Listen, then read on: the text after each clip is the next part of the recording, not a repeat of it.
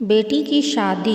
इस वीडियो में बात करेंगे कि बेटी की शादी किस घर में करनी चाहिए। दोस्तों, स्वागत है आप सभी का हमारे चैनल हिंदी ज्ञान में। दोस्तों, अगर वीडियो पसंद आए तो वीडियो को लाइक कीजिए, शेयर कीजिए और ज़्यादा से ज़्यादा सब्सक्राइब कीजिए। हालांकि सनातन धर्म में यह माना जाता है कि जिस घर में बेटी का जन्म होता है वह स्वयं लक्ष्मी जी का घर होता है।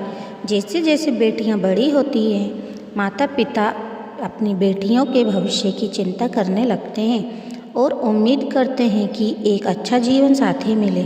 आज के समाज में धनवान लड़के को अक्सर एक अच्छे और आदर्श पुरुष के रूप में देखा जाता है। कई माता पिता लड़के के चरित्र को जाने बिना अपने बेटियों की शादी एक धनी व्यक्ति से करना चुनते हैं। हो सकता है कि आज शादी पहले की तरह सफल ना हो, उसका कोई भी कारण हो सकता है। दोस्तों, आज हम आपको इस वीडियो के माध्यम से यही बताने जा रहे हैं कि किसी माता पिता को अपनी बेटी की शादी किस घर में करना चाहिए। लड़कियों के माता पिता, आप सोच कर रहे होंगे कि आपकी बेटी को एक अच्छा आदमी मिलना चाहिए जो उसकी देखभाल करे और उसे परेशान ना करे। कन्या का विवाह कन्यादान का कार्य, इस संबंध में पिताजी और दादाजी की बहुत महत्व है। हर माता पिता के लिए उनकी बेटी एक महत्वपूर्ण व्यक्ति होती है। यह सुनिश्चित करने के लिए कि उनकी बेटी की शादी किसी अपात्र व्यक्ति से नहीं हुई है, यह अनुशंसा की जाती है कि कोई भी माता पिता अपनी बेटी की शादी किसी ऐसे व्यक्ति से न करवाएं जो घर से ज़्यादा दूर या ज़्यादा निकट हो।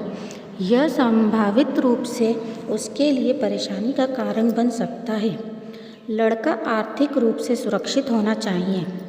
यह पुरानी कहावतें हैं कि आपकी बेटी की शादी करने के लिए ज़रूरी नहीं है कि लड़का आपसे ज़्यादा अमीर होने पर आपसे गरीब ना हो। ऐसा इसलिए है क्योंकि गरीब घर जाने पर महिला हमेशा पीड़ित होती है। यह एक आम धारणा है कि जो व्यक्ति खुद का खर्चा नहीं उठा सकता है उसे शादी नहीं करनी चाहिए, क्योंकि वह उसकी पत्नी और बच्चों का बोझ नहीं उठा पाएगा।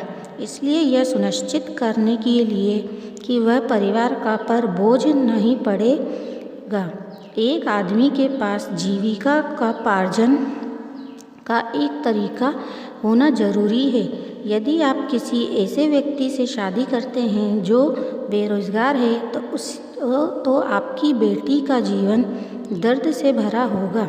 इस दुनिया में बहुत से लोग ऐसा व्यवहार करते हैं जिससे दूसरों को छोटा महसूस होने लगता है।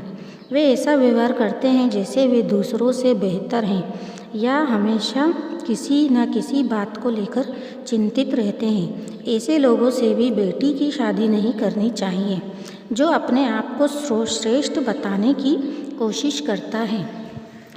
बेटी की शादी से पहले कुंडली मिलान करना चाहिए।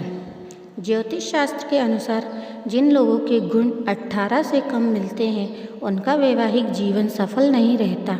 ऐसे दंपत्ति को अपने वैवाहिक जीवन में कई तरह की परेशानियों का सामना करना पड़ता है। लोग प्रेम विवाह के कुल या नहीं गुणों के बारे में नहीं सोचते, जिससे विवाह के कुछ समय बाद वधू के बीच मतभेद या झगड़ा हो जाता है। ऐसे में उनका वैवाहिक जीवन भी बर्बाद हो जाता है और कुछ मामलों में तो दंपत्ति अलग भी हो जाते हैं। यही कारण है कि सभी बड़े बुजुर्ग कुंडली मिलाने के बाद ही शादी का परामर्श देते हैं। अब मित्रों, आपने ये भी देखा होगा कि कई बार कुंडली मिलने के बाद भी शादी के रिश्ते टूट जाते हैं। अब धर्मशास्त्र की माने तो ऐसे में वर और वधू के कुंडली के ग्रह ही जिम्मेदार होते हैं। कुंडली में 36 गुण होंगे। अब अगर लड़के और लड़की के 36 गुण मिलते हैं तो यह सबसे बेहतर माना जाता है। 36 गुणों का मिलना संभव नहीं होता है, इसलिए किसी ज्योतिष से कुंडली का मिलान करके ही शादी सुनिश्चित करनी चाहिए। आपको ऐसे घर में शादी नहीं करनी चाहिए जिनके घर का इतिहास कोर्ट कचहरी से जुड़ा हो, मतलब कि उस घर के सदस्य पर काफ़ी मुकदमे चल चुके हों। भले ही परिवार उतना अमीर ना हो, पर चरित्र साफ होना चाहिए। साथ ही जिस घर में बेटियां शादी करने जा रहे हैं, उस घर की सामाजिक प्रतिष्ठा भी देखनी चाहिए। एक सम्मानित परिवार में रिश्ता टूटने के ज़्यादा अवसर नहीं आते।